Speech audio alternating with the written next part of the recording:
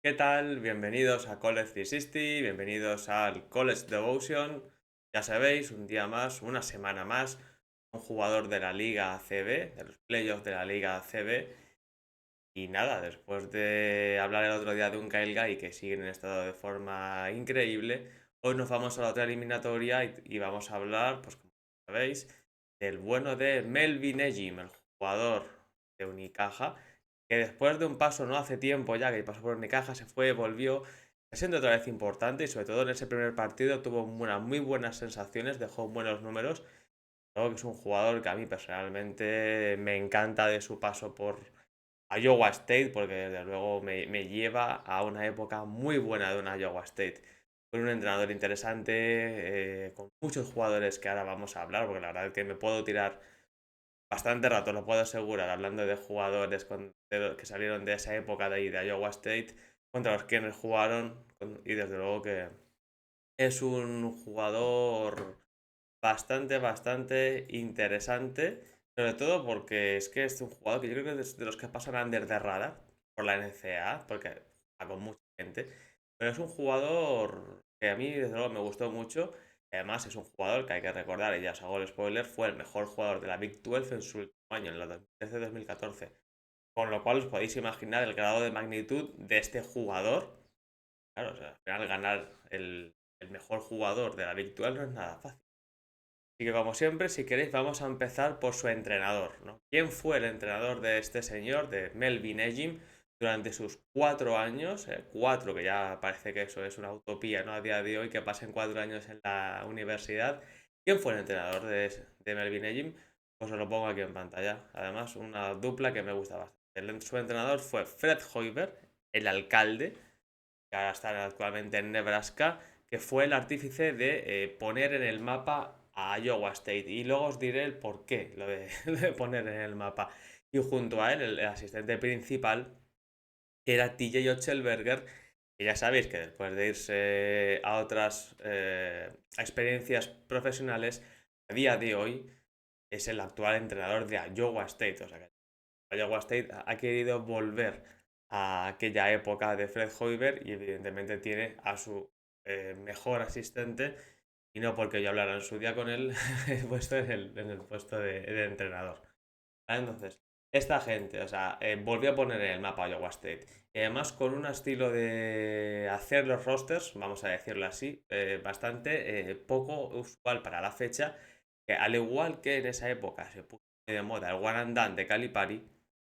Fred Hoiberg lo que hizo, lo que puso de moda fue el transfer, que no es el transfer portal que se lleva a día de hoy. Y me explico. Antiguamente el jugador pedía el transfer y si no estaba ya graduado, o sea, si no jugaba su último año o si pedía alguna situación excepcional, la NCAA le diera un permiso para jugar al año siguiente, el jugador se pasaba un año en blanco. Y luego os diré un par de jugadores muy interesantes que hicieron esta forma, ¿no? de cambiar de universidad, y os voy a decir por qué puso en el mapa a Iowa State con todos estos jugadores que trajo y puso de moda. O sea, él al final hacía el roster de cada 2 años cristal, conseguía un jugador, ese año lo pasaba en blanco, entrenaba con el equipo, se hacía el equipo y al año siguiente pues era una estrella. ¿Vale? Pero luego eso ya vendrá. Luego os hablaré de todo ese tipo, todos esos jugadores que llegaron, y ya veréis como más de uno, aunque no hayáis visto la carrera de Melvin y en Iowa State, los conoceréis, ¿vale? 4 años, como decíamos, de Melvin y Jim en la universidad, 90 victorias, una media de un porcentaje de victorias del 65%. La Big 12 es complicada, o sea, el récord fue 43-33 en Big 12 en los 4 años, 56% de ganados, eso sí, todo lastrado por el primer año. El primer año que llega Melvin Ejim aquí, llega también Fred Hoiberg y tuvo que recomponer el equipo como pudo. O sea, pudo, y al final pues es un equipo que gana 3 partidos en su primer año, ¿vale? Y de ese primer año, que solo gana 3 partidos, al cabo de los años consigue que este equipo gane el torneo de la Big 12, ¿vale? Pese a esto, ya sabéis, muy complicada. Nunca estuvieron arriba, en el primer, segundo puesto, siempre estuvieron la tabla alta, tercero, cuarto, empatados con otros equipos, pero a llegar a estar ahí arriba porque lo que es. ¿Vale? Y en el Madness, pues estuvieron mala suerte, ¿eh? Mala suerte, porque el primer año no lo jugaron, evidentemente, ganando 3 partidos en el torneo, perdón, en la regular season de la Big 12. Consiguieron un récord de 16-16 y perdieron en primera ronda del torneo de la Big 12 ante Colorado, esa Colorado que jugaba aún en la Big 12, ¿verdad? De los últimos años ya, Colorado allí. Y una Colorado que tenía a unos jugadores que creo que conoceréis, ¿eh? Andre Robertson, Alec Burks y Corey Higgins. Estos tres, entre otros, se cargaron a Melvin Ejim y a Iowa State en la primera ronda del torneo del 2011. Y el siguiente año sí que entran al Madness, 23 partidos ganados ya. Pierden en primera ronda ante Texas del torneo de la Big 12, pero en segunda ronda del Madness les toca jugar contra Kentucky. Era Kentucky de Anthony Davis, Michael Kidd Gilchrist, Terrence Jones, Doron Lamb, Marquis Stick, el Wilger, ¿no? Que caja. Claro, campeones del país aquel año. Poco pudieron hacer ante un equipo que la verdad que, ante todos estos nombres que os acabo de recitar, que tienen algunos más, la mayoría son jugadores que se han quedado en el olvido, quiero decir. Evidentemente quitando a Anthony Davis.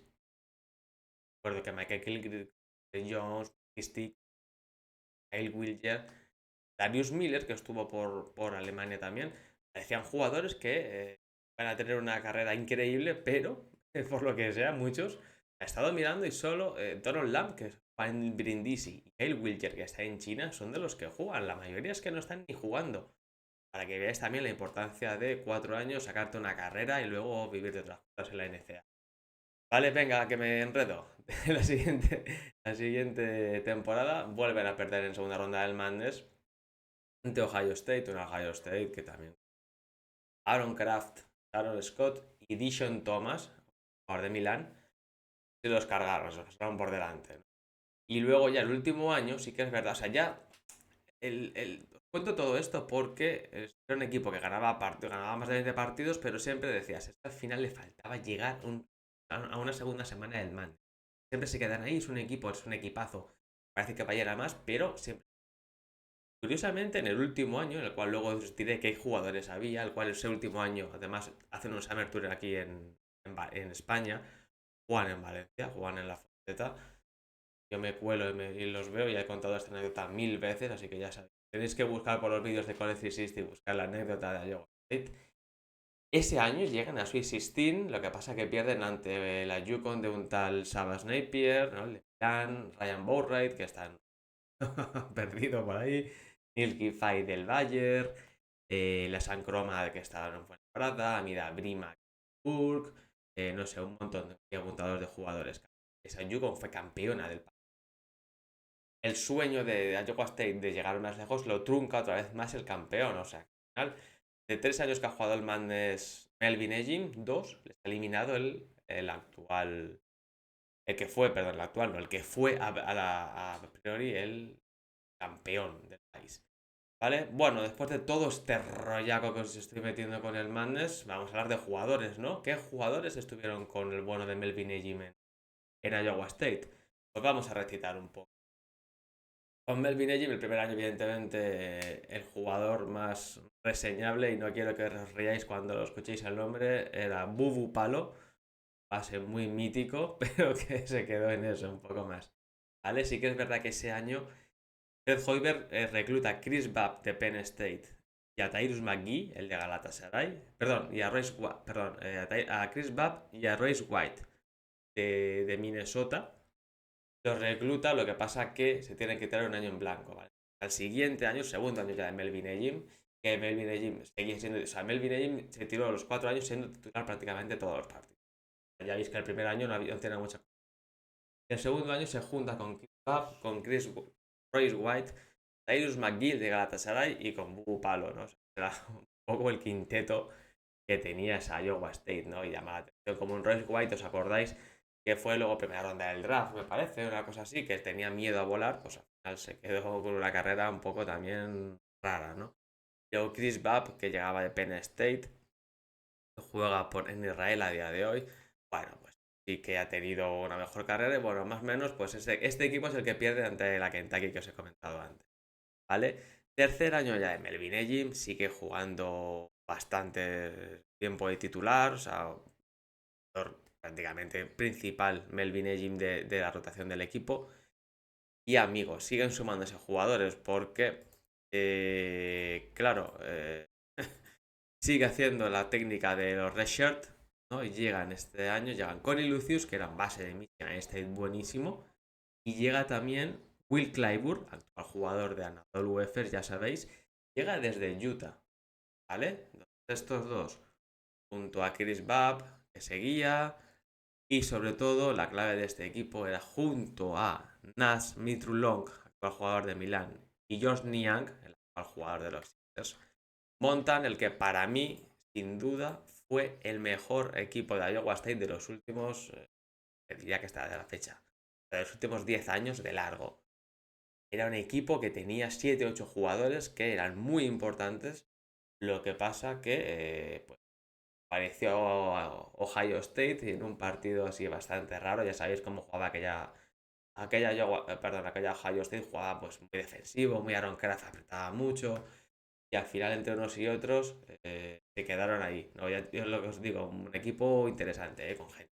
Athlon, Jornian, Will Clyburn, Lucius, Tyrone McGee, o sea, muy importante. Lo que pasa que, claro, yo creo que la clave de este equipo fue que Naz Long y que sobre todo George Niang eran freshmen. O sea, este equipo con estos dos un año más, yo creo que hubiera podido llegar bastante. ¿Vale? Después de esto, pues prácticamente todos se fueron. Se fue Chris Babb, se fue Will Clyburn, se fue Cory Lucius. Entonces se quedaron Naz Long, se quedó George Niang, se quedaron un segundo año. Pero aquí este año la clave no cambia un poco Fred Hoiberg y trae a dos tipos que eran 4 estrellas de high school muy buenos. Uno, un tal Monte Morris, base puro, el mejor de los mejores bases que ha tenido Iowa State de los últimos años con diferencia. Y llega un tal Matt Thomas. Tal Matt Thomas, que era un tirador de high school, que luego ya demostró, ¿no? Y que sigue demostrando el jugador de Panathinaikos lo buen jugador que es. Y estos dos, junto a Nathon Jorniang, junto a Melvin Ejim, por supuesto, de Andre Kane, que llegaba a transfer de Marshall, este sí que llegaba ya como jugador de último año, y junto a un Dustin Hawk, jugador de Prometheas Patras, que estaba por ahí también en el equipo, este equipo es el que llega a Sweet 16.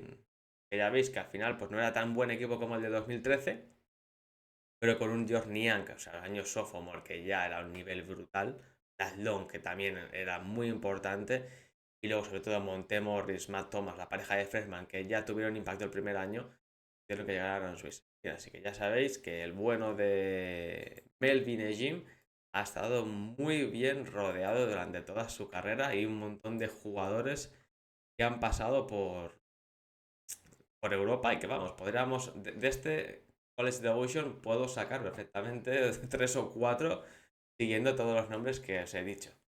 Y nada, ya por último, por acabar ya un poquito las estadísticas, ¿no? Para esta gente que le gusta, ¿no? Ver cómo eran las estadísticas. Bueno, pues Melvin Ejim, mejor jugador de la Big 12, evidentemente su mejor año fue el último. 18 puntos, 8 rebotes su último año. El año anterior sí que es verdad que promedió 9 rebotes por partido, lo cual fue el mejor reboteador de la Big 12. Pero claro, en anotación, de que había gente como Will Clyburn, Chris Babb, Tyrese McGee, o sea, había gente que anotaba. Entonces él promediaba unos 10 puntos más o menos por partido. Eso sí, rebotes siempre de 6,5 para arriba ha conseguido. Entonces, una locura, o sea, muy, muy buen reboteador, pese a ser un jugador de 2 metros, un poquito más de 2 metros, ¿no? O sea, no es un jugador que digas es un 2,5 o 2,6 fuerte, que al final era un 2 metros fuerte, eso sí, atlético, pero que no era muy alto. Pero conseguía, típico jugador que conseguía muy buenos rebotes. Fue mejorando el tiro de tres a lo largo de su carrera, ¿eh? Empezó promediando un 20%, 22%, acabó con un 34, 35, que bueno, pues para jugar así tampoco se prodigaba mucho, no estaba mal. Sobre todo de jugador defensivo, porque más de un robo por partido durante toda su carrera. Entonces, importante. Que nada, ya sabéis, esto es la historia de un Melvin Ejim que se ganó un nombre en la Universidad de Iowa State estando 4 años, siendo titular 4 años, acabándola como el mejor, como el equipo, como el jugador que más victorias había conseguido en la historia de la universidad. Era un tipo que era asiduo el doble doble, ¿no? Un tipo que desde luego junto a otros llevó a la mejor Iowa State, a la mejor época, estuvo en la mejor época de Iowa State de los últimos años, no la Iowa State de Fred Hoiberg. Y que hasta aquí, otro College Devotion, ya sabéis, otro domingo más, el domingo que viene, pues otra entrega, ¿no? Seguiremos con las semifinales de la ACB que están en un ritmo frenético, ¿eh? Ya veremos porque hay muchos por hacer, ya veremos si toca alguno del Madrid, que no hay muchos, alguno del Barça, volvemos con alguien de Juventud, que hay otro que me apetece hacer. Nada, ya sabéis, la información, la opinión, todo sigue como siempre en vuestro canal, en College 360, la casa de la NCA. Ya sabéis, tenéis que estar suscritos al canal porque próximamente se vienen nuevas entrevistas, se viene ver cómo acaba el portal, se viene ver dónde van a venir las universidades a España, qué universidades van a venir a jugar este verano, el portal. Están un montón de jugadores, se siguen apuntando jugadores. Cerramos el coaching carousel, eso sí.